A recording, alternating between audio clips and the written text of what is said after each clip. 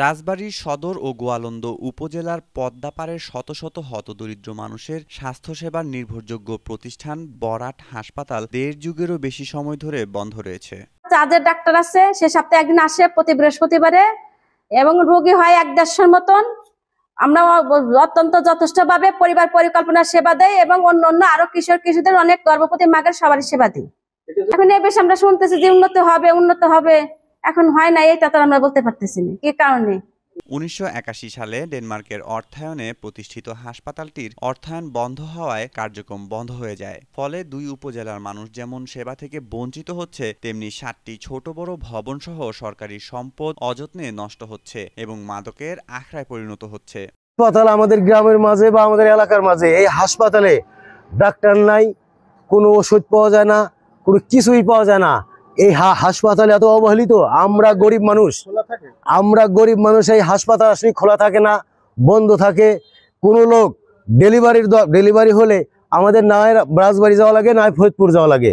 ডাক্তারের কাছ থেকে ওষুধ নিয়ে গেলাম, তারপরে এই জায়গা তাই যে পাতলা পায়খানার ওষুধ এগুলো দেয়, স্যালাইন মেলাইন নিয়ে যাই, বলে যে ওষুধ নেই। আবার যেদিন খাইছিলাম আমার স্বাস্থ্য ভাইবোর সাথে করে আর নাতির সাথে করেছিলাম চুল কিনে ওষুধ নিবে, বলে যে ওষুধ নেই। বর্তমানে সপ্তাহে মাত্র একদিন একটি কক্ষে প্রাথমিক স্বাস্থ্যসেবা প্রদান করা হয়। জমিদাতা ও এলাকাবাসীরা হাসপাতালটি দ্রুত পুনরায় চালুর দাবি জানিয়েছেন। আমাদের এই ভিটার উপরেই আমাদের বাড়ি ঘর ছিল, জায়গা সংকলন না হওয়ার কারণে এখান থেকে আমরা পাশেই আমাদের বাড়ি, আমার দাদার আমলে অনেক সে আজ থেকে প্রায় 100 বছর আগেকার কথা, তখন বাড়িঘর করে। 1981 সাল নাগাদ একটা প্রস্তাব আসে যে এই এলাকাতে একটা হসপিটাল হবে।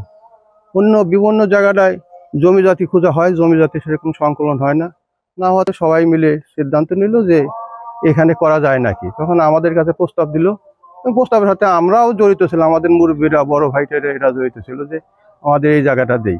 রাজবাড়ীর civil surgeon doctor S M. Masud জানিয়েছেন, হাসপাতালটি চালুর বিষয়ে ঊর্ধ্বতন কর্তৃপক্ষকে চিঠি দেওয়া হবে। প্রতিষ্ঠানটা আছে, এটা প্রায় অনেক আগে আমি পরে যেটা জানতে পারলাম, আমি তো অবশ্য 8 মাস হলো এখানে।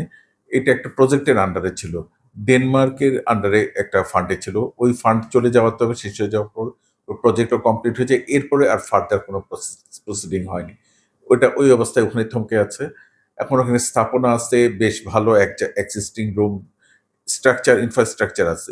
এখন এই ব্যাপারে আমরা যদি এলাকাবাসী মনে করে দরকার, সবাই মিলে আমরা আমাদের ঊর্ধ্বতন কর্তৃপক্ষকে আমরা লিখতে পারি এবং ওনারা যদি বাজেট অ্যালোকেশন করেন, এটাকে আমরা এবং প্রয়োজনীয় জনবল বরাদ্দ দেন, তখন আমরা এটা জয়েন্টলি আগের মতো আমরা চালু করতে পারবো। স্থানীয়রা হাসপাতালটি আগের অবস্থায় ফিরিয়ে এনে স্বাস্থ্যসেবা নিশ্চিত করার দাবি জানিয়েছেন।